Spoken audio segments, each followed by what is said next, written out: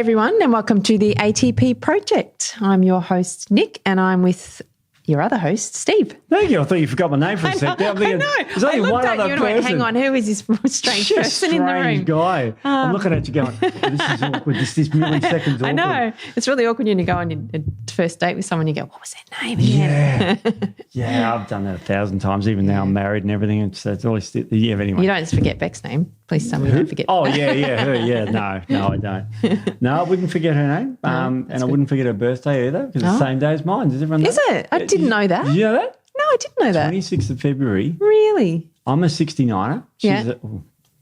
I was born in 1969. Yes. And she was born in 1979. Really? Well, there you go. Can I tell you something freaky else? Yeah, tell me. Her father, her biological father, 26th of Feb as well. Really? Yep. And Wow. one another freaky thing? Yeah. Our nephew, he's 5.5 now. February 26, 19, oh, no, not 19, 25 years old, whatever that is. Yeah, 2000 and something. 18 or something. Wow. Isn't that amazing? Wow. Mine's the same day as my stepdad's. What's your date? I don't even know. 14th of November. I don't know. Does that make you Aquarius? Oh, I'm a Scorpio. Oh, Watch dear. out, Steve. I'm a Scorpio. Scorpion. I'm a nice fish. Scorpio. I'm a fish and rooster. You are a fish, yeah. That's why you just go with the flow. I go with the flow. Yeah. That's all right. I'm pretty chilled out, but not today because today we're talking about a podcast that actually affects me or affected me dramatically in my 20s. Yeah, well, we're talking about my favourite subject, Yep. the microbiome, gut microbiome. Yeah. Yeah. Okay, so the gut microbiome causes bowel disease. Is that it? Oh, well, it does a lot more than that. Oh, it does, doesn't it? So today I thought we would talk about conditions and disease states that are that can be gut derived, or can have the gut can be involved in their progression. So things that maybe you might not automatically think of the gut as being a driver or a contributing factor to some of these conditions. Yeah, I think gut microbiome, you think of irritable bowel syndrome, you might think of Crohn's disease, much into ulcerative colitis. Yeah. But we're not talking about bowel conditions, are we? We're talking about freaky, weird stuff that goes on outside the bowels that are related to the bowels. Yeah. Now, last week we talked about the brain and the bowels. Yes. Now we're going to talk about other parts of the body and the bowels. Isn't that remarkable? It is, yeah. It's remarkable because of when I was 20, I'll tell you the story. It's in. I've said this before. Yeah. But I woke up one day on a Sunday morning, I remember it, and my back was aching. And it's like, lower back pain, whatever. I was 20 years old. I'd been surfing the day before. Thought, no, you've been dumped on a wave. And it was pretty bad pain, though. And I'm sort of lumping around the house being a thingo. And on Monday, it was worse. And I literally, for the first time in probably my life, had to call in sick for work. At that stage, I was as a chemist. I was working as a chemist. And so but I called in sick. And I went to the doctors. You have to get a doctor's certificate in those days. Yeah. So I went to the doctor and he gave me some Feldene, which is a non-steroidal anti-inflammatory, and gave me acupuncture because he was a sort of integrated doctor. Now, at that time, I knew nothing about naturopathy, and I thought, I've got a week off. He gave me a medical certificate every week. I'm thinking, woohoo, party time. So tomorrow I'll be out partying. I got worse. Yeah. I got worse. My knee swelled up, one of my knees, and one of my feet swelled up. Different parts of my body just swelled up. My foot looked like it was red. It was so sore. And anyway, the doctor came out. He came out to see me, and I was feeling real bad from this sore back, and it just spread to so he admitted me to the hospital, local Sandringham Hospital in Melbourne.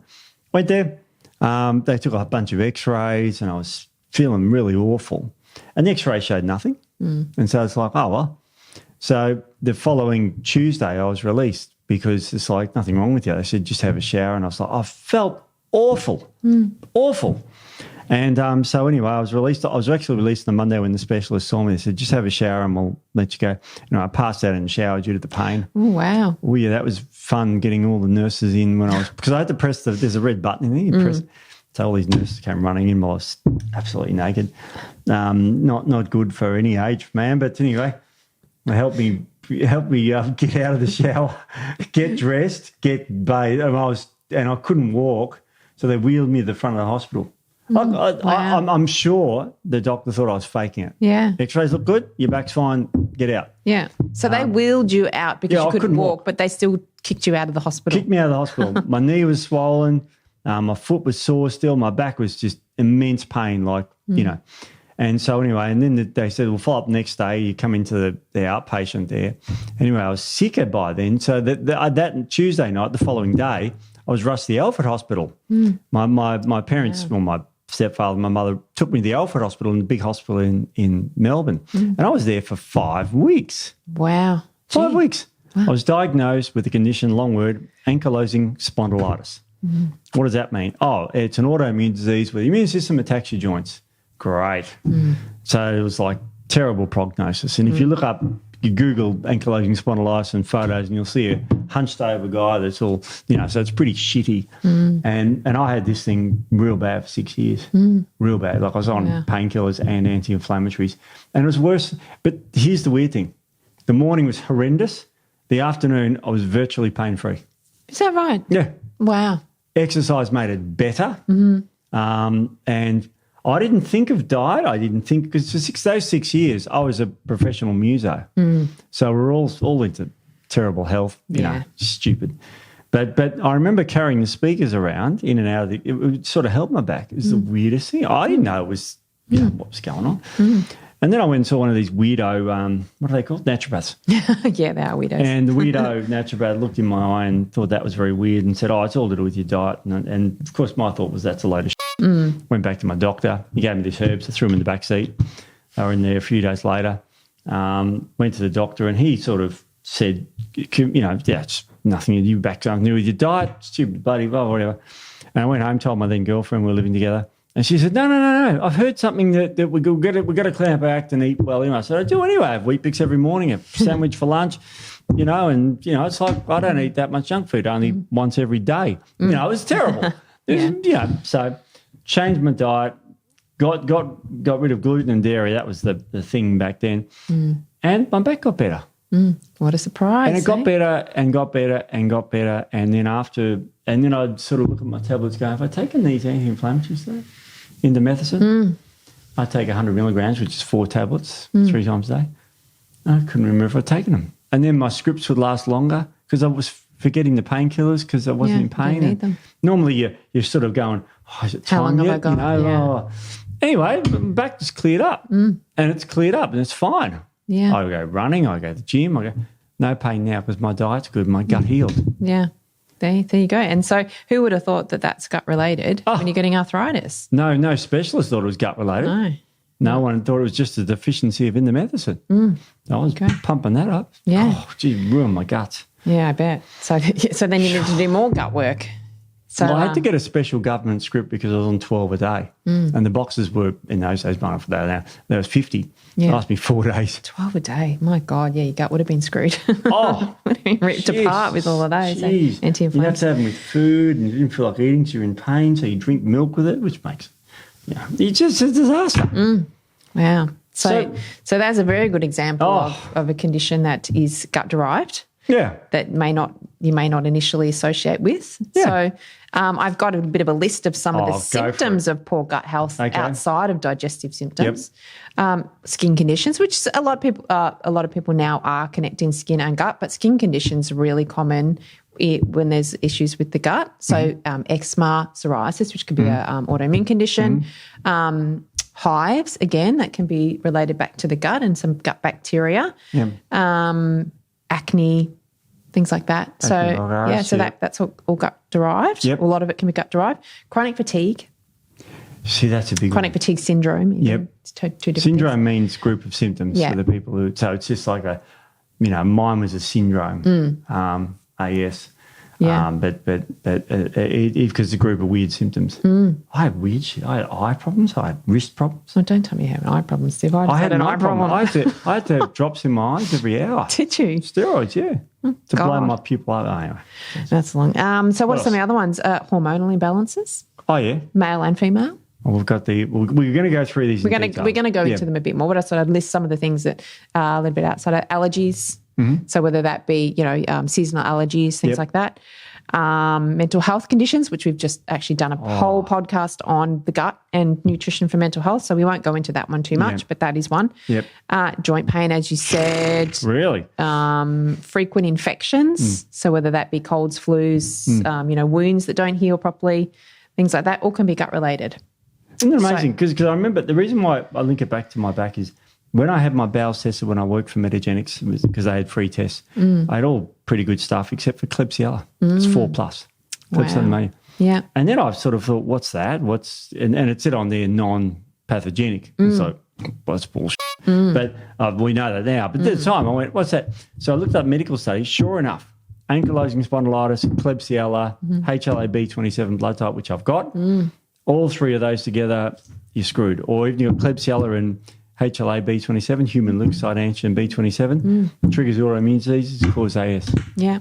And there's only about 5% of the population with the human leukocyte antigen B27. So Klebsiella can go in some people and cause a gut disturbance and whatever. But if you've got the HLA-B27, it's strongly linked with ankylosing. In fact, 95% of people with ankylosing spondylitis have this HLA-B27. Yeah. See, I did a stool analysis last year because after COVID and things, and my Klebsiella was very high, but I don't have the genetic, which we did a podcast on that as well. And you're genetics. A girl. And I'm a girl. Most girls don't get this. Oh, no. They do, but it's rarer. It's rarer. I was in the Ankylosing Spondylitis Society of Australia. Were you? Can you believe that? There was a group of us. I can believe it, actually, Steve. We're all. It was in. I used to go to Caulfield in Melbourne for those people listening in Melbourne, and we go to this thing, and this physio would run it, and you do exercise because they figured out exercise was good for this type of arthritis, and it was. So we were so inflexible, and I still am. You are inflexible, yeah. Shit. I know. I've seen you try to touch your toes. Oh, I can't. Can't get close, but I stretch every day. Yes. But anyway, you'd be hunched over, because I was hunched over, like a dowitcher's hump there. But and the big joke was you go up to someone and go, "Oh, you lost something on the floor," because you were hunched over like that. I know it's terrible humour, but you get away with it. Now I just walk upright and I can run, and I can swim, I can gym, I can. I'm much healthier. Yeah. Because my gut healed. Because you looked into your gut. So, so we can talk about some of the actual, so there were some symptoms of gut issues outside of your normal gut symptoms. We can talk about some of the conditions now, and a little bit of the mechanisms of action. Yeah, let's go mechanisms. Yeah. I love that. So we may as well start with autoimmune conditions since you brought that up. So autoimmune conditions, there is a very strong connection to the gut. When we see presentations of autoimmunity, one of the reasons can be gut hyperpermeability. Wow. What's the common name for that? Leaky gut. Leaky gut syndrome. That's the old name. Well, it's funny you say that. I've got a modern paper here with a leaky gut written on it. There it is. Oh, do you now? Well, I mean, they do say leaky gut, but we. Do you know, love the title of this paper, and this is going to exactly what you're talking about. May 2022, and it's titled, and I'm not joking, Gut Microbiotica, Leaky Gut and Autoimmune Diseases. Oh, look at that. See? So to break that down for us, summarise this because it's a big, massive paper. Yeah, so when we're talking about gut hyperpermeability, what that basically means is our gut is permeable. It has to be to allow nutrients and things to get into the bloodstream where they need to be. But we don't want big proteins or, antigens and things like that to get out of the gut and into the bloodstream. So we have, which we did go through in another podcast, but we basically are a tube, essentially. So our gut is, from the mouth to the butt is just one big tube. So we want to make sure that everything is contained in the tube pretty much. Yep. And only the things that are supposed to go into the bloodstream can get through. Yeah.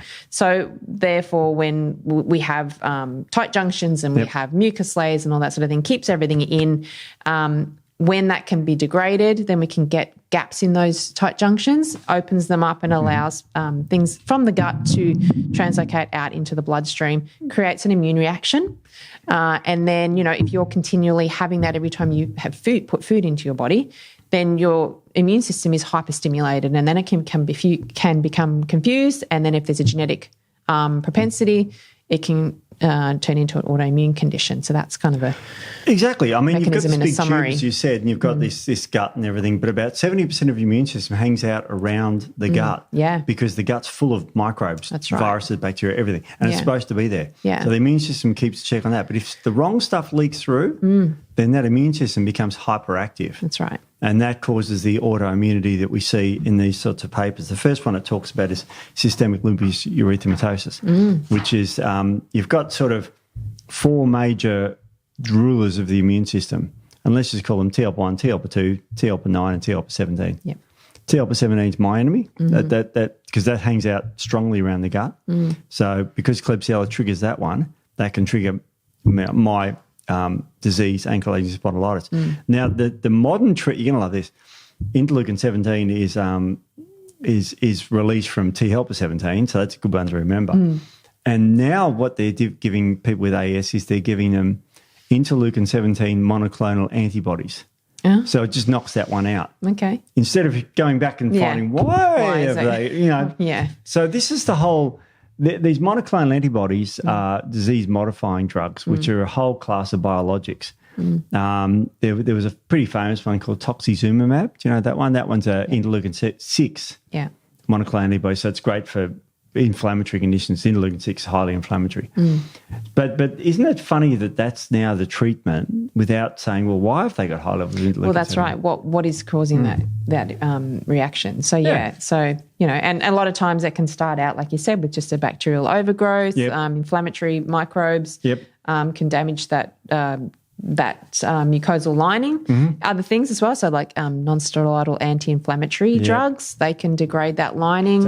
Alcohol, those sorts of things. So if you are prone, if you do have that genetic propensity towards autoimmunity and you're doing things that are damaging your gut, lifestyle factors or dietary factors, then that's how there can be that progression towards autoimmunity. Remarkable. Now women get more autoimmune diseases than men typically. Yes. And with lupus, which is the first one in the paper they talk about, it certainly is a strong female biases. The reason being is because women are better than men when it comes to the immune system. You guys have a much stronger immune system because it's carried on the X chromosome. Yeah. And how many X chromosomes you got? 2. What about me? Only 1. 1. Yeah, you miss out, Steve. Yeah, I do you miss out on the good stuff. On the good X chromosome. You do. Yeah, but I got a Y chromosome. I don't know why. Yeah, well, Y. But that's the difference between men and women, if you're wondering. I won't get too political because, anyway. But there is genes, I know. And, But anyway, so you've got 2 X chromosomes, so you've got a stronger immune system. You heard of the man flu? Oh, have I heard of the man flu? I've experienced it secondhand, yes. Not myself. I've been around the man flu. Yeah. Well, with man flu, men allegedly get the flu worse than women, and allegedly. Without, there's nothing you can say that's going to convince me on this, Steve. But all right. We have done a podcast on it. It was Jeff and I, so there was 2 males involved. Oh, there you go. And we were saying it's real. And sorry, no, you've got a downer in the corner now. I found a paper. Yeah, but really, men have a. We'll put it this way. I'll give you some stats. Okay. COVID-19 recent virus, we can, without going into too many details, about twice as many men died of that than women. Did they? I didn't know that. Because we're shit when it comes to looking after viruses. Yeah. Because we've got a shit immune system compared to women. Women live a lot longer than men too, 4 years. There you go. So we got 4 years of peace at the end of this. Is that what you're saying? I'm getting peeved. But because you've got a stronger immune system, it's great when you get a virus, bad if you've got an autoimmune disease. Yeah. So because some of the genes that encode for the immune system are on the X chromosome. Yeah. So I've got some, but you got loads. We do have a lot. You got X's till the cows come home. Yeah. We're in charge of the continuation of the race. You're in charge of it, are you? It's up to us. So we have to be resilient and strong. You have to be resilient, absolutely. It's funny, the only time your immune system, funny enough, when you fall pregnant, progesterone levels go through the roof and your immune system drops. That's right. So that's why when a lot of women are pregnant who maybe can't have certain, say, gluten or things like that, they can have it without any issues. Yeah. Because their immune system is flattened because you're growing. You don't want to reject your fetus. So yeah, it's exactly right. So yeah, it's very, and that's why a lot of times I see women postpartum thyroiditis, which talk about thyroid as well. Oh, thyroid, because they get that bounce back after pregnancy. It's incredible, isn't it? And here's another disease that's in the leaky gut thing. You're going to love this one. Type 1 diabetes. Yeah. I know, and everyone thought that had nothing to do with the gut. Yeah, nothing to do at all. Absolutely, but it certainly was. Yeah. It's an autoimmune disease characterised by destruction of the beta cells in the pancreas. We know that. Yep. So, but it's also related to the gut microbiome. And they've even starting testing for the bugs for this. Yeah. And it's quite incredible. And it's all about regulating your T helper cells. T helper 1 is the one that normally attacks your own tissues. T helper 2 is the one that drives allergies. Yeah. And 17 is my one, but interleukin 9 is not a big player in the autoimmune thing. It's T helper 1 and T helper 2 are the main 2. Yeah. immune systems, and they fight each other. They balance. It's like a seesaw. You look on the medical literature. There's always a seesaw, and there's always the interleukins throwing up this one, and interleukins throwing up that one. Yeah. The 4 and 10 are the 2s, and then 1 and 2 and 6, and that come from the 1s, and interleukin 9 as well. So you're going to get this balancing act, and they suppress each other. That's right. So you've got to have balance. You don't want too much of one or too much of two. Well, that's when you see someone who has significant allergies might have, that imbalance is high, and then the other one's suppressed, and then someone has maybe autoimmune may not get the allergies because that's suppressing one and elevating the other. Sorry, just whacked the Vanessa's mad at me again. Sorry, that's the second time in a row I've done that. I kicked the camera last week. You kicked the camera, but that was out of a drunken rage. That was your camera too, so maybe I was mad at you. So, jeez. Yeah, sorry, Vanessa's just checking his hearing now. Yeah, I know. I just whacked it. But you mentioned 2 skin conditions before that are interesting, psoriasis and eczema. Yeah. Psoriasis is a TLP1. Yes. And eczema is a TLP2. That's right.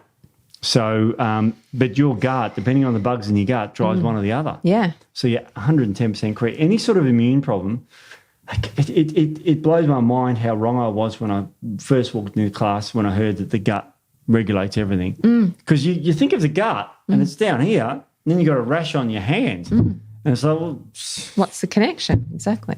It's funny because when we studied anatomy and physiology in 1995, when I did, we learned about the integrity system of the skin. And then you close that chapter and then you went on to the thyroid or whatever, the glandular system, and then you went on to the bowel eventually. And you sort of didn't connect them all. Well, yeah, not really. No. Well, I mean, my favourite saying is all disease begins in the gut. Yep. I firmly believe that, which is why I love the gut and working with the gut. Yep. So autoimmune conditions very, very significant tie to the gut.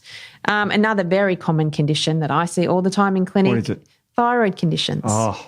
Now, thyroid regulates your metabolism. Yes. And it regulates, if you've got low thyroid, you get cold, you get constipated, sensitive to, you get depressed and all this sort of stuff. So these are really common symptoms that everyone gets. And women, of course, get more thyroid conditions than men. Yep. That's right. Because of, men are just superior. Is that right? No, I think we've already established that's not the case. We're not. We just established that. We just don't live as long. That's right. But women get more thyroid disorders. And, thyroid disorders can be autoimmune.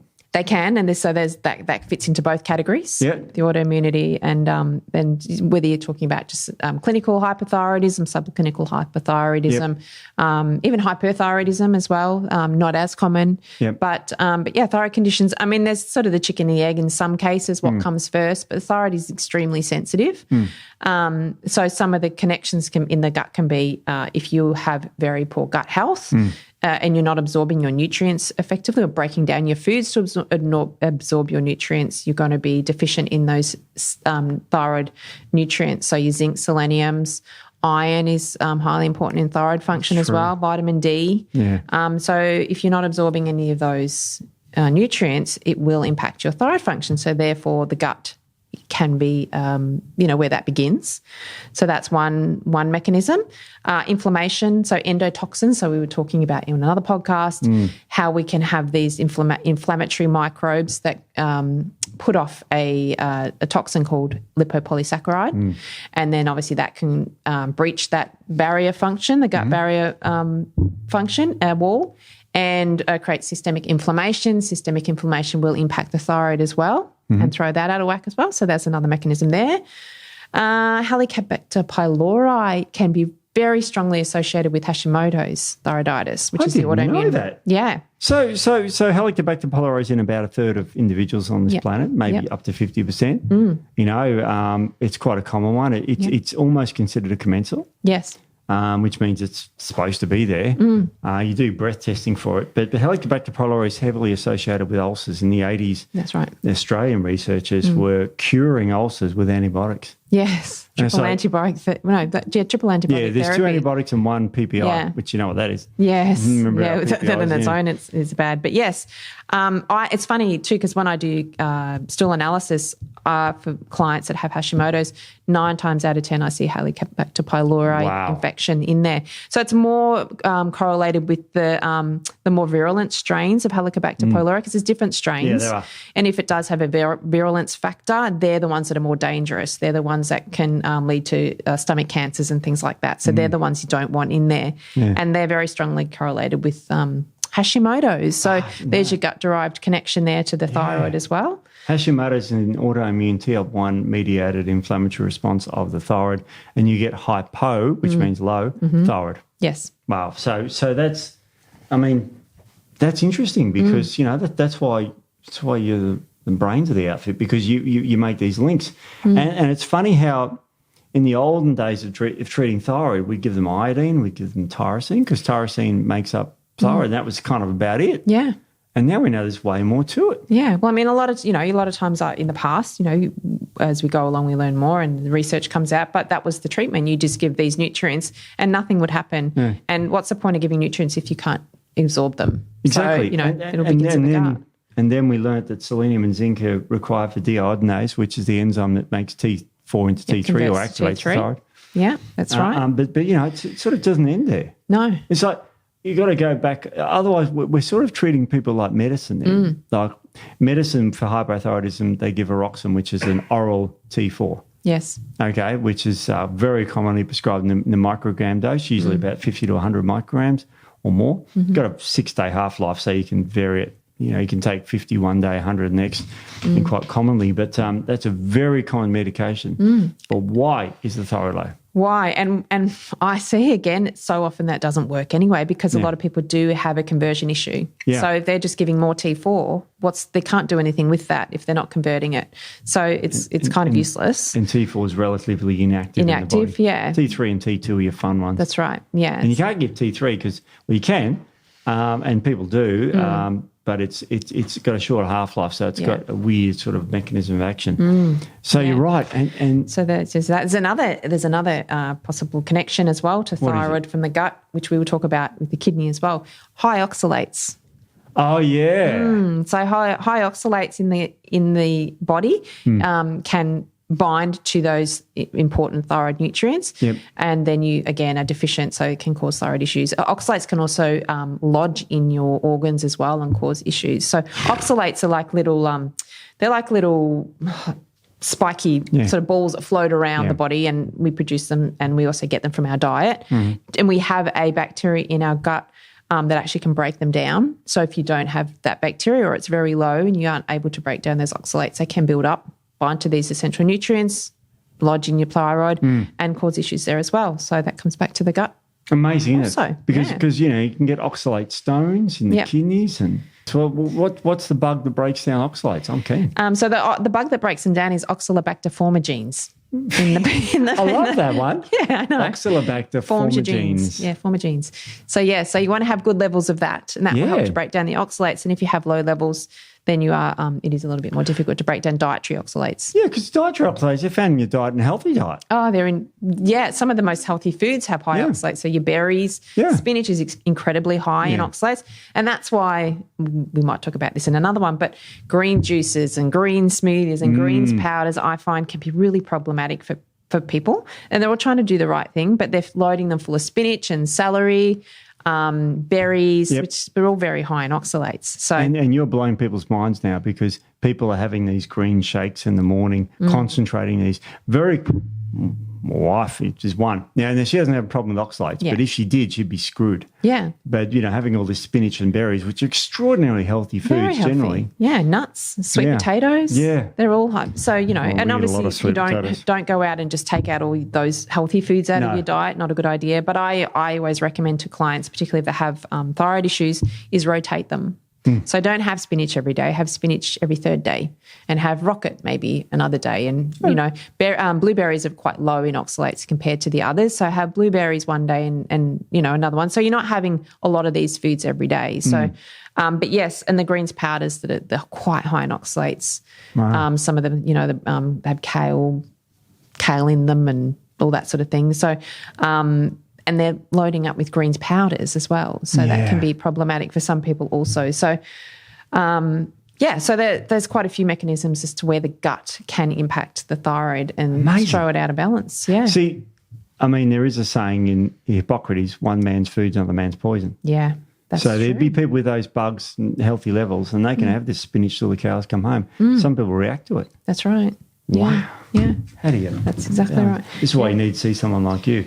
Okay, another disease I've got for you from the gut. Yes, tell me. I'll give you one. Please. Can you read that from Hang on, let me put my glasses back on. Wait a second. I'll put up the big sheet. Multiple sclerosis, yes. Amazing. That's a TLP1 autoimmune disease, and it's also TLP17, but mainly TLP1, and it destroys the myelin sheaths in the brain. So you get like, if you imagine, your car electrical system, because I've got car problems at the moment, and the wires are protected, they're insulated, okay? MS is when that insulation wears out and they basically short out. Yeah. So people get MS quite commonly. It's more common in women again because they've got better immune systems or stronger immune systems. I'd say better if you get MS. But so you get this autoimmune disease attack. And it's amazing because you get the closer you are to the poles, the more MS you get. So really? It's absolutely unbelievable. I did not know that. So, like, if you're in Tassie. Yes. Uh-oh. Maybe that's why they're all on antidepressant medication, which we talked about in another podcast, statistics. Because vitamin D regulates your immune system. Yes. And when we talk about solutions, we're giving you problems now. We're going to give you solutions later, yeah. But basically, vitamin D is one of the critical factors. Also, sunlight. Right. I mean, sun is extraordinarily healthy for you beyond vitamin D. It's incredibly healthy for you. Like, I drove in today and I drove the wife car, so my car's, as I said, a bit of a problem. And I purposely didn't bring sunglasses in because I wanted to have some sunlight coming in, coming out, because look where we are now. I know, we're in a room with no windows. Yeah. You're pretty brown. I am pretty brown. I started to get a little bit of sun. I get 15 minutes of sun a day now. That's pretty much all I do because I go brown quite quickly. And yes, I think I've talked about in other podcasts. I used to be a bit of a sun worshipper, so I'm a bit more careful. But I make sure that I never use sunscreen. Obviously, I probably shouldn't say that for some people, but I like to get the sun on my skin and I don't overdo it. So 15, 20 minutes a day in the sun. Perfect. And that's all you need. Very good for you. Yeah, very good for you. Big podcast on that if you're going, that doesn't sound right. It is. It is, yeah. It's great. So what else you got for me there, Steve? Well, the microbiome, Clostridium has been associated with it, so there's all these ones here, but the microbiome is incredibly drives it, and Prevotella is one that can actually be protective against MS. So isn't that amazing? Really? Yeah. There you go. So MS is incredibly vital, but it's funny that, again, this is not – I remember a study many years ago, and I can easily find it again, so if someone wants to, they can write in. There was a study where they gave someone a fecal microbe transfer to a woman who had terrible infection. She had MS as well. She's in hospital. They gave her vancomycin, which is a type of antibiotic, poorly absorbed, but it destroys your gut microbiome, but they had to. Yeah. So it destroyed her gut microbiome so bad that she had to have what we term in layman's terms, and this might be a swear word, but we call them crapsules. Yes. Where you give them... A poo capsule. Yes. I was trying to think of, why can't I say that without swearing? And her MS started to resolve, and after 10 years it sort of ameliorated because they changed the microbiome. Yeah. Isn't that amazing? Isn't amazing? Yeah. Like MS, you got to remember... I remember as a kid, and that was many years ago, doing the MS readathon. Oh, I did that too. Did you do that? Yes. It's not just Melbourne stupid... No, I did that. MS readathon. You had to read a certain amount of books and knocked on people's doors and got donations. Donations for... Yeah. And it was MS reader. Pretty good idea. But I mean, that's been... Like, I'm 54, and I was probably reading that, at least 45 years ago. Yeah. And to this very day, it's still poorly treated. It is. So I don't know how much money's poured into MS. I don't know where all that book reading we did. I don't know where the money went for that. I don't know either. I struggled through all those questions. Books. I'm going to go to my primary school teachers in Southmore Primary School in Moorabbin and say, where's all that money gone that I contributed? Probably 20 cents. Yeah. But it's amazing that all this research, and they're looking in the wrong spot. They are looking in the wrong spot. I imagine if a lot of that, or a proportion of that, 10% of all that money that, probably trillions by now. Yeah. More than billions. Went into microbiome research and MS. I know. Crazy, isn't it? So, yeah. MS is a bad one. And did I just hit the microphone again? Sorry. I tapped my Poor ring. Menace. I'm just whacking it. He's going to be deaf by People in their cars are going to listen to this and they're going to be going, what are we talking about? Boom, boom, I know. I've got to stop whacking my hand on the table as well because I think that reverberates. But anyway. I've got my ring. That sort of bangs a bit. Oh, there you go. Well, hey, all right, I've got another one for you. Yeah, what do you got for me? Fibromyalgia. Oh, my God, that one. Yeah. That is it's a terrible one. Disease. See, I swore in Greek. It's Greek. Does that matter? No, unless there's Greek people out there, then they'll know what you meant, what you said. Yeah, so fibromyalgia is a really terrible condition. It's a lot of pain involved, chronic fatigue, a lot of pain. A lot of that can be brought back to the gut. Yeah. Yeah, so that gut microbiome, there's actually a very strong correlation with fibromyalgia and SIBO. SIBO, which is? Small intestinal bacterial overgrowth. So you've got a large and small intestine. Yes. So the small one comes first and it goes large. Yeah. The large is where most of your microbiome hang out. Yep. But you can get overgrowth in small if you're having a too high carbohydrate diet. You can. Yeah. So that's incredible. So SIBO. Yeah. And got to remember, fibromyalgia is a bit of it's one of those illnesses where in the old days and probably even till today, there's a bit of a stigma attached. There is because there's no, they can't find it. There's no testing that will show fibromyalgia. Yeah. And you can't see it on scans or x-rays and things like that. It's in the muscle and in the connective tissue. So, and the pain can move around. It can come and go. So it's very difficult to pinpoint. So, but it can be very debilitating for a lot of people. Yeah. And I have a few clients that have fibromyalgia. So gut, I did it again. I'm sorry, Vanessa. I just whacked it again. I'm going to sit back now. It's like stay away from this. Is it the wines you had for lunch? Oh, that must be what it is, yeah. So, and the other thing that there's a fairly strong connection is gallbladder issues. I saw that on your sheet and I wanted to ask you about that. Yes. What the hell's that all about? Yeah, so there's a few, they're still trying to figure out the mechanisms, but it's interesting because when I have seen a few clients with fibromyalgia, they all have gallbladder insufficiency or no gallbladder. So they've had gallbladder issues in the past and they've had it taken out. Okay. So the gallbladder stores bile. Yes. It's made by the liver and it squirts out when it's needed in your small intestine to digest primarily fats. Yes, that's right. So, which most people, that's not an issue. My mum hasn't got one anymore. She doesn't have one either. She lost one about 5 years ago. Oh, okay. There's my mum is not overweight, but again, it's a womanly disease that affects women more. And the acronym, and I may offend someone, so this may be edited out, but it's the Fair Fat 40 Female. Yeah. Is the acronym you remember for the high risk factors? Yes. Is that offensive? Well, I'm not fair or 40 or fat. It's not offending me. You're only 20. No, I'm 25, Steve. Oh, jeez. Wow. Forgetting what age you are. 25. I've been 25. I'm coming up to my second 25th. Jeez. So, yeah, 25 twice now. That's fun. But yes. So, yes, very common in women. Yep. But there is a little bit of, they've tried to pinpoint what actually is involved with that, with the gallbladder. So they're seeing that there is a secondary bile acid deficiency in fibromyalgia patients. Yeah. So obviously when you bile is involved in digestion, so it goes out to the bloodstream, then it's resorbed into the distal ileum, and then it's reuptaken into the liver through the portal blood. So then 95% of that bile is recirculated back in. So they found a secondary bile acid called, hope I don't mess this up, alpha uncholic acid that was 5 times lower in fibro patients than people who didn't have fibromyalgia. If someone asked me, is there any biomarkers for fibromyalgia, I would have said maybe slight inflammation, but I didn't know about that one. Yeah, so that's really interesting because like I said, I in clinic have seen quite a lot of gallbladder connection with fibromyalgia. So insufficiency whether they might have sludgy bile, either they might obviously no gallbladder whatsoever.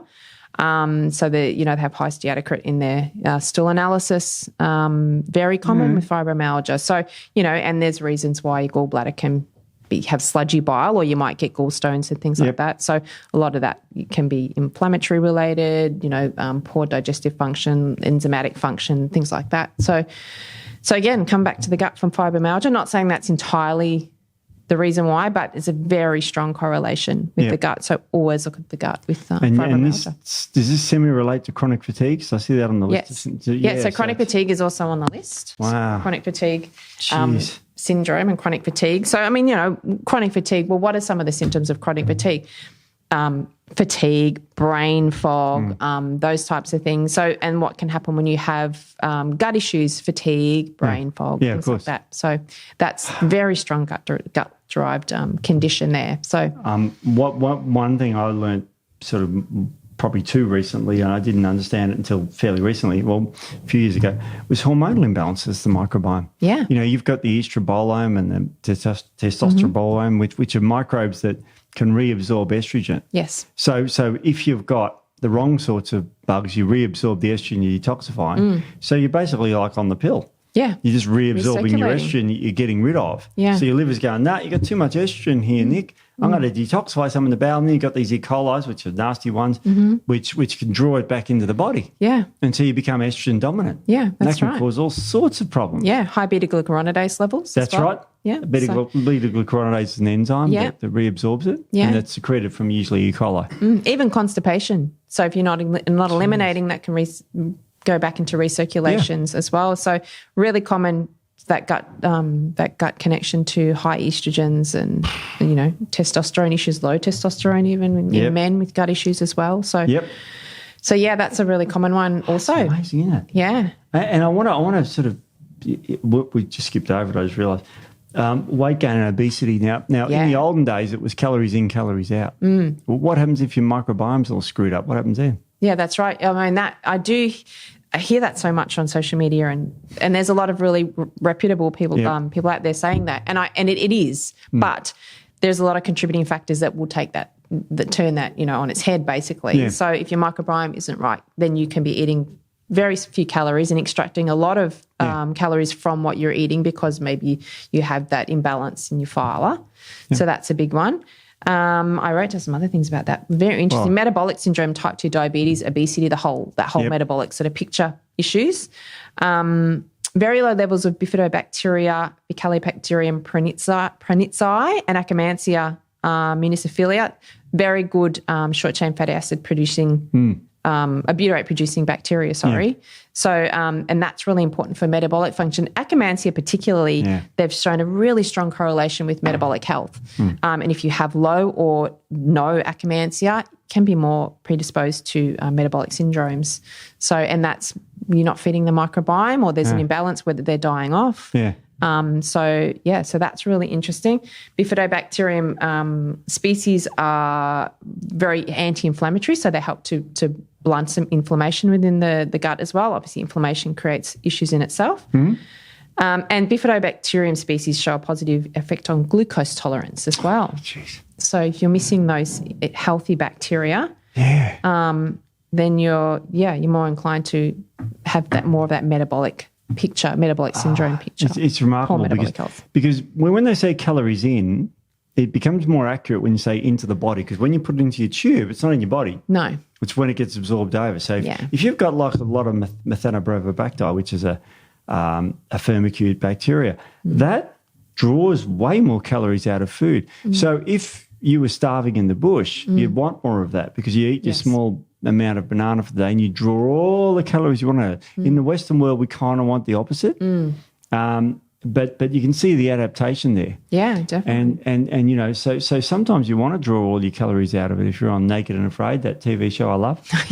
That's a weird Not one, because have you seen it? I saw 10 minutes of it and I didn't know what I was watching. I was like, there's two naked people sitting in the rain and one was crying and I'm like, what is happening right now? Okay, what's happening is they got to survive for 21 days in the bush naked and no, they've only got three tools, a knife, a pot and a flint.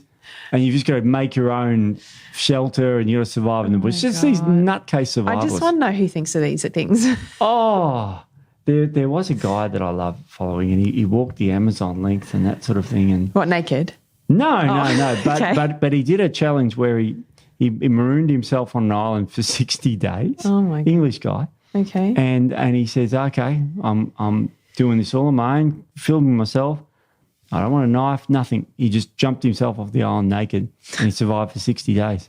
Right. And did he get a prize at the end of it or just did it for his own? Just a crazy guy. But I love the guy. It's just funny how people use. But the Naked and Afraid thing. See, with those people, you want more of the you want less of the bacteria that makes you thin. You want more of the bacteria.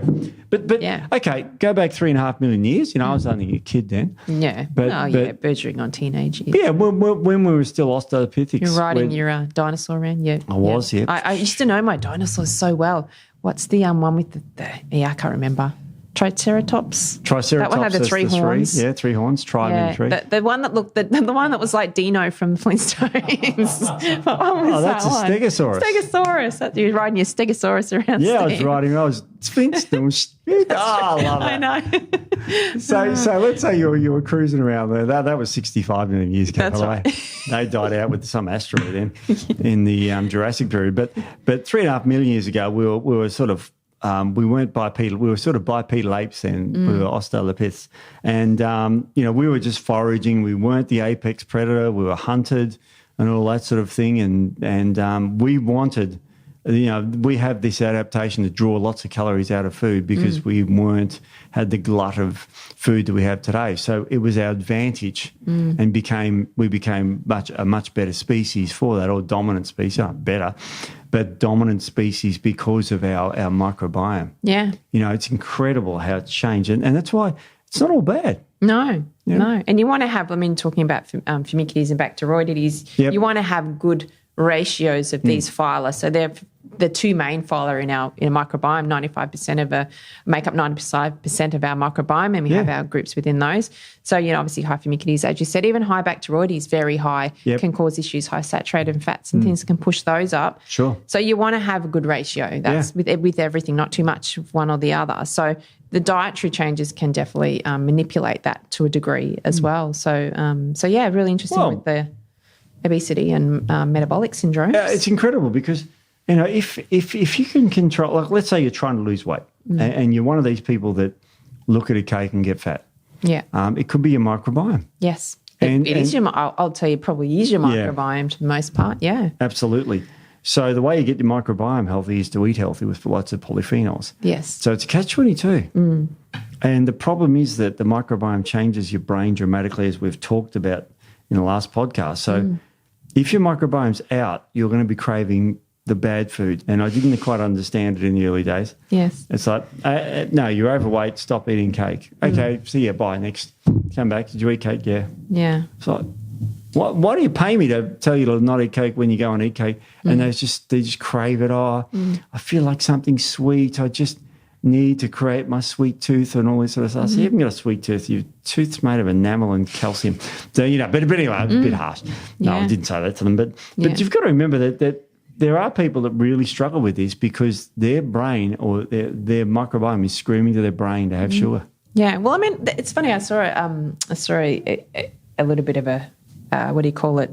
I don't know, a funny the other day. Not a funny, but it was a very interesting bit of research that the microbes, not microbes in our gut specifically, but microbes have been around for 7 billion years or something like that. How many years have humans been around for? Humans have been around about, when I say humans, the hominoid. Yes. But the Earth's been around 4.5 billion years, so microbes are after that. But microbes, the prokaryotes are about 3.8 billion years ago. Yeah. So a lot longer than humans. So, So they're extremely smart. Way longer. Yeah. Like about 1,000 times longer. Yeah. So, the microbes within our gut, we think that perhaps we're running the show. We're really not running the show at all, at all. So, with that cravings and things, that's your microbiome. And we're talking about in our other podcast of mental health, that's your microbiome as well to a large part, the bacteria. So they're very clever. So they're going to basically do things that are going to help them survive, what that does to you. So that's what we have got to try to manipulate them to a degree. So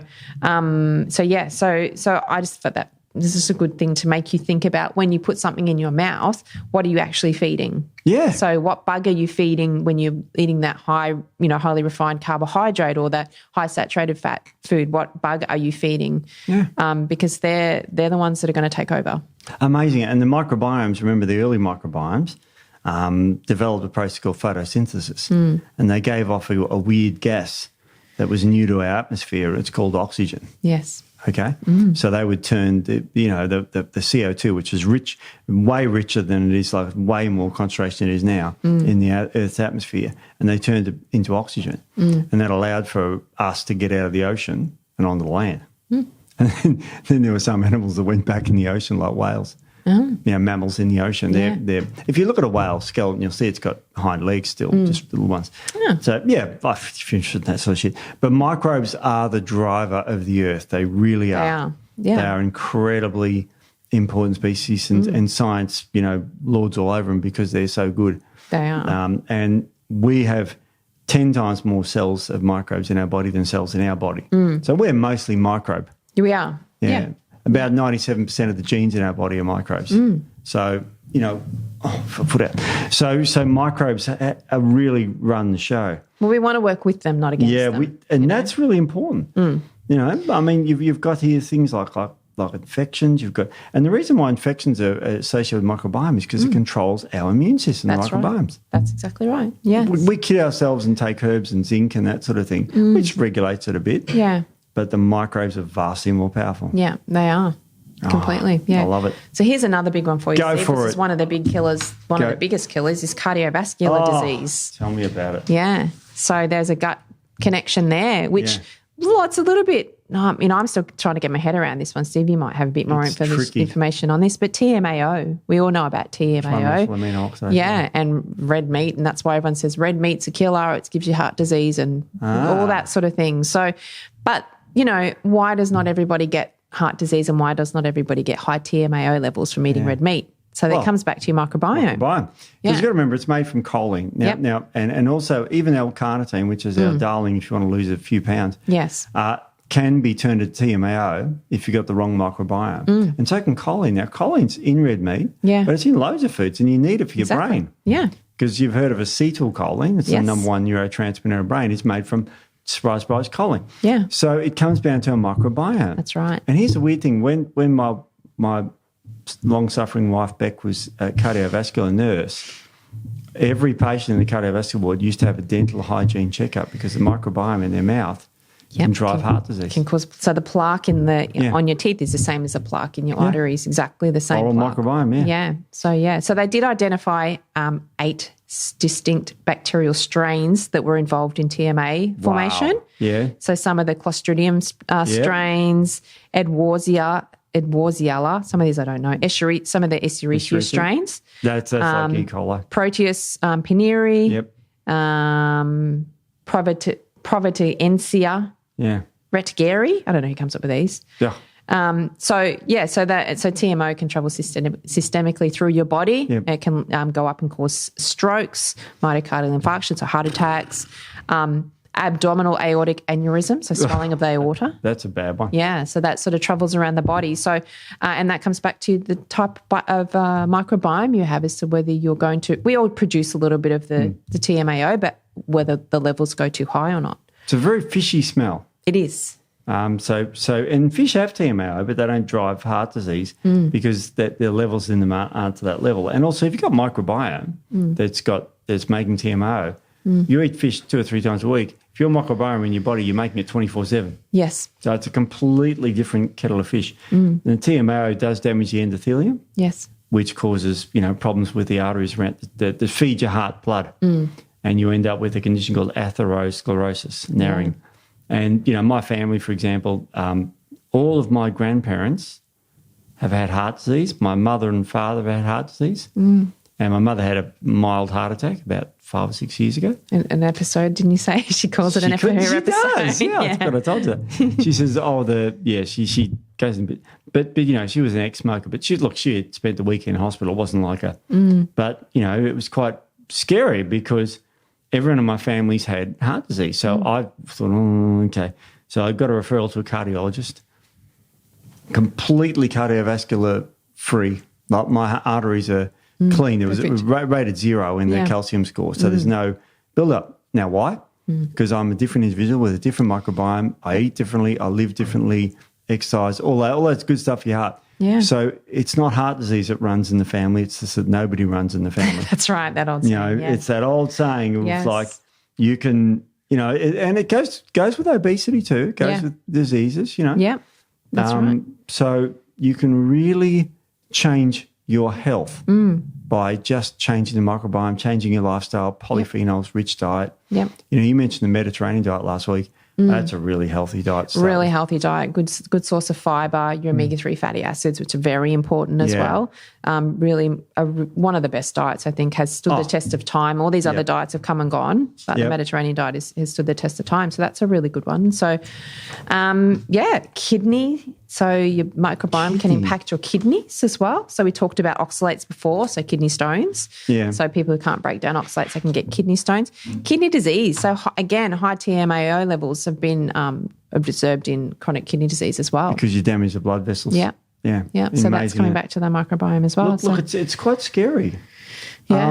I've got another scary thing for you. Speaking of scary, most people are scared of getting cancer. Yes.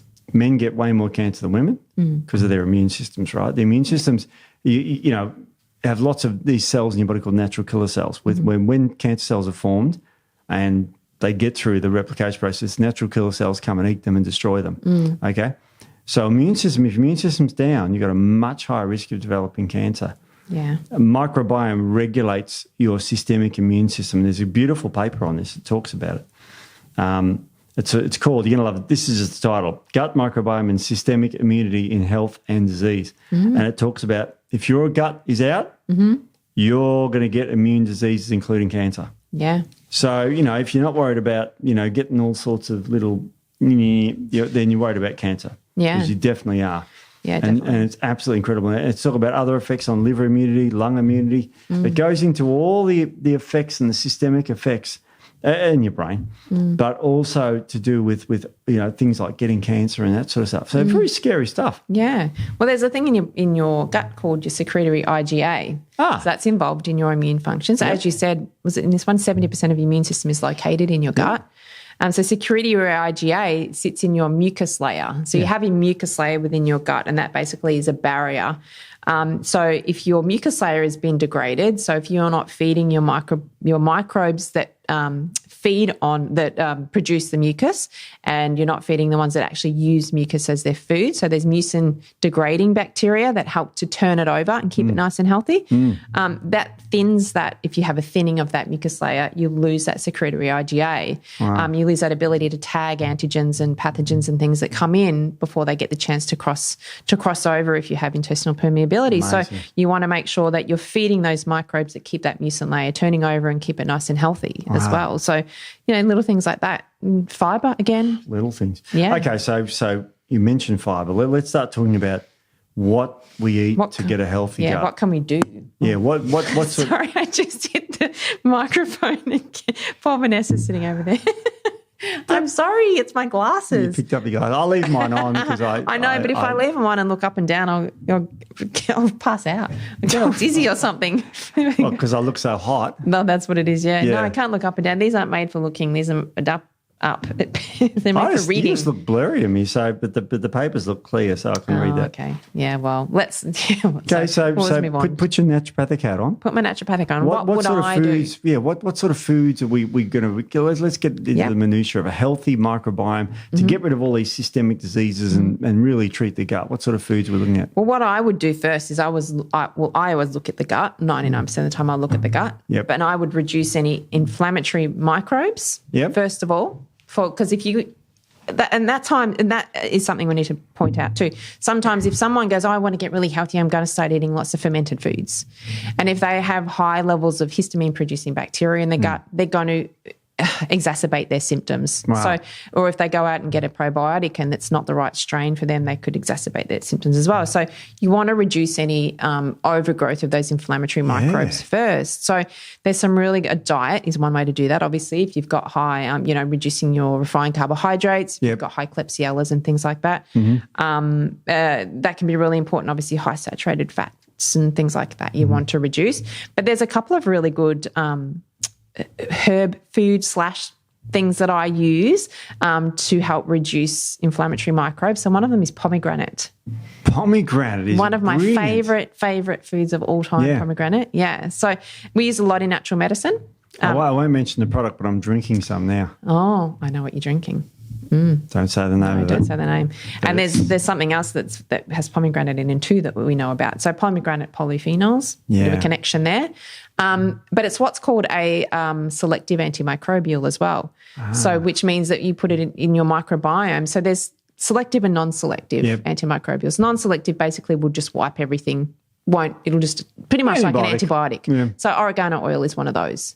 People who go down the street and just buy oregano oil and say, I'm just going to fix my gut. Sometimes I developed a product with that in it many years ago for weeding the gut. Oh, well, it used to be the treatment. Oh, it was? Yeah. So it could still be, but it can be, but you got to use it short term and because it is non-selective. But pomegranate's great. It's selective, so it's only going to reduce those inflammatory microbes. Yep. And it's antioxidant, anti-inflammatory, cardioprotective. Yeah.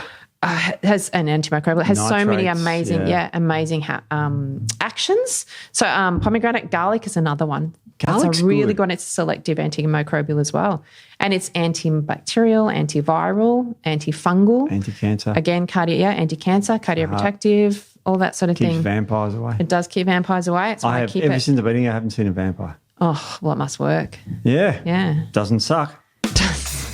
Wow, I really walked into that one, and I totally walked into that one. And then diet, so an anti-inflammatory diet. So, a lot of times. Which is sort of like, what sort of things we're looking at? Well, we're looking at a Mediterranean-style diet. So we're looking at fibre. So legumes, if you can tolerate them, prebiotics, omega-3 fatty acids is really important as well. Like you want to get your proteins in there, but you're not saturated fats overly, a lot of overly saturated fats. Cold water fish, I love salmon. I recommend salmon to a lot of people. If they can't have it, I do put a lot of times I will put omega supplements in because they're just so important. So, but all your fibrous foods, your soluble, your insoluble, your resistant starches, your polyphenols, really important to feed those healthy colourful foods. Colourful foods. Eat the rainbow, as they say. We did a podcast on that, actually. It was great. Yeah. And it's like a concept that you just think, make sure it's colourful. Yeah. And most crap food is kind of non-colourful. No, it's bland. Was it beige? It's kind of brown and beige. And you can tailor that to your own specific needs. And if I speak to someone like you, because you're in practice. I am in practice. How do they find you in clinic, by the way? I have Nicole Brown Naturopathy, my website, which I'm working on at the moment, so it's a bit funny. But yes, Nicole Brown Naturopathy, you can find me. Yeah, good. Yeah. So because this is a minefield. Like people are probably we've talked about diseases, we've talked about gut bugs and diets, and it is difficult because one man's food's another man's poison. It is, definitely. Yeah. So that's your food base. Support your digestive function is a really big one. So many people I see have suboptimal digestive function. So low stomach acid and enzyme production. If you're not producing enzymes through your pancreas, you're not breaking down your macros very well. Gallbladder, as we talked about before, your gallbladder needs to be optimal as well. So you want to make sure that you've got good digestive function as well, so that when you put those good foods in, you can break them down. Yes. Support your mucosal barrier, really important as well. So people that may have that gut hyperpermeability or leaky gut, you really want to support that. So there's a lot of really good things that I use, and glutamine is a really good one. That is a good one. It feeds the colonocytes actually as well, really good for that. Cells in the colon. Cells in the colon. So if you're missing some of those bacteria that help with those colonocytes, you can put some glutamine in. That can be really helpful. Jeez, so that's awesome. A good one. Zinc carnosine is a really, really good gut healing. I give that to my wife actually. Very good. Really good one. Yeah. And then you get slippery elm. I love slippery elm because it's mucoprotective, so it actually coats that mucus lining. It also helps increase your bifidobacteria species. That's the goodie. And it's prebiotic. Yeah, and the bifidobacteria species, lactobacillus is a kind of double-edged swordy thing. The bifidobacteria, the studies on that are really good. Yeah, you don't want to have really high levels of lactobacillus, a lot of them.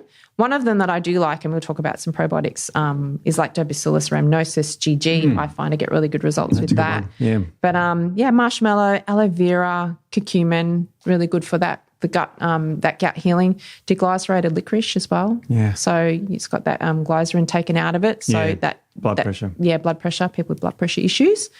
And then you increase the diversity in your diet. So that's where you add your fibers, prebiotics, polyphenols. Support your key butyrate producing bacteria. So Akkermansias, Faecalibacterium prunitii. So omegas can be really good for your Akkermansia. And then obviously your fibers, all your different types of fibers. And get into your nuts and seeds and these sort of foods that Australians are crap at eating. Yeah. We are crap. We are crap eaters. We are crap eaters, and crap eaters, we eat crap as well. You just see the fast food chains, I won't mention names, we all know what they are. everywhere. I mean, you go to the supermarket, who buys all those Snickers bars? I used to. Yeah. I mean, the fresh food is one quarter of not even 1/10 of the supermarket these days, isn't it? I used to go and get Snickers for 20 cents a bar in my day, and we used to get $1 worth. Oh, my God. I used to eat so many of those. I still have Mars bars. I haven't had a Mars bar in 30 years. Bars, but weirdly, were a bit sickly for me. Oh, were they? Oh, actually, I did love the Snickers as well, but I love the Mars one, eat the layers. But, yeah, that's been a long time since I've done Twisties that. was another weakness of mine. Oh, you know what I used to have for breakfast on the way to the lab? I know. I remember you saying something like a packet of Twisties. A large bag of Twisties. That was breakfast. Oh, my God. Isn't that the yellow and then I have a donut for morning tea with a soft drink. It was disgusting. Wow. That was my life in my 18, 19. You know, when you're 18, well, 19. You don't, and you're more resilient then as well, you know. So, but all more those things, stupid then too. Yeah, and they set your microbiome up for these issues down the track. And then shock horror, when I was 20, I got really sick. There you go. What a surprise that would have been. Yeah. Now it's like you feel like going, what were you thinking? But at the time, you didn't. You know, you didn't put weight on. I was just like, I was really lean and because I'd exercise a bit, but just You don't think about it back then. So you want to make sure you're getting that fibre in there. As I said, the rainbow, the colourful foods. Get your purple foods in there, and you can get purple potatoes and your berries and your sweet potato and all those really black and things like that, plums and things. They're really good as well. And then some probiotic therapy if needed. But you want, as I said, you want to be careful with probiotics. I use strain-specific probiotics now for different things. I use Saccharomyces boulardii quite a lot. I love that. Really good for increasing secretory IgA levels. Right. So that's going to help with that immune function. Your bifidobacteria species, as I said, anti-inflammatory. I do use a little bit of soil-based probiotics now as well. So Bacillus coagulans and subtilis. They're fairly new on the Australian market. You could get them here in Australia. There you go, good. Yeah, so they're great, and they're really good for people who are a little bit sensitive as well to other probiotics. They don't seem to react to those. And they're the strains that we've lost because we don't get out in the soil and we don't, get our hands in the soil and pull the food out ourselves anymore. Everything's washed on that hygiene hypothesis. Yeah. God. So there's some things you can look at working on to get your gut healthy, and particularly if you are, suffering any of these conditions or even symptoms that we said at the beginning. So the symptoms, obviously are telling you that you are on your way to disease, you're progressing to a disease state. So you want to jump on things pretty quickly. Jeez. Wow. I'm glad you've given your website because that's so – this is like a complex area. It really is. But if you just start with cutting the crap, not cutting – do you know what I say to people? I say to people – just start adding one extra vegetable a day. Yeah. I don't tell them to take, a lot of people, I don't tell them to take anything out, and I get them to put things in. Yeah. And so make sure you have these. If you have these foods, don't change anything else, but make sure you have these foods, and you get to the point of they can't fit them all in. So then they start dropping off the crappy stuff. So, but, or my other thing is just don't eat out of a packet. Just try and eat things that aren't in a packet for the most part, fresh vegetables and fruits and, If you've got a label on it, it's probably not fresh. That's right, yeah. Wow, good advice. So, well, look, we've run out of time. We have run out of time, but I think we've got through a bit of stuff today to help people. Stuff blew me away. That was good. Well, thanks, Nic. That was great. That was good. Thanks, Steve-O. Thanks, everybody. Love talking about bowels. Yeah. We'll be back with something special next week. I don't know what it's yet, but it'll be fun. It will be fun. We'll see you next week, everyone. Yeah, see ya. See ya. Bye.